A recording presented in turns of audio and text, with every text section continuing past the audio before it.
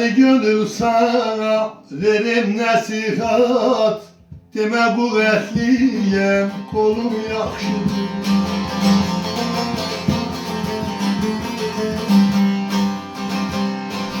Bu dünya fanidir, kimsəyə qalmaz, demə bu dünyada qalım yaxşıdır.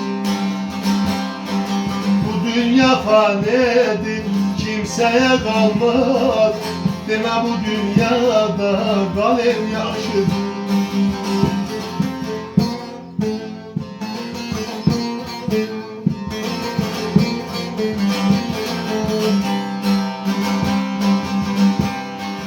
Meydana girəndə özümü ölmə, şeytana uyub da kimsəyə söymə. Gücüm yetər deyə yetimi döymə, demə qüvvətliyəm, qolum yaxşıdır. Gücüm yetər deyə yetimi döymə, demə qüvvətliyəm, qolum yaxşıdır.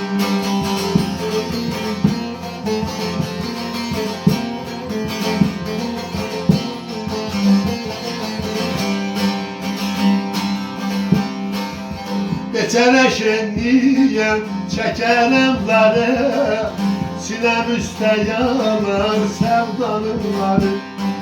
Bir yiğit də varsa vedasız qarı, ona yaşamaqdan ölüm yaxşıdır. Bir yiğit də olsa vedasız qarı, ona yaşamaqdan ölüm yaxşıdır.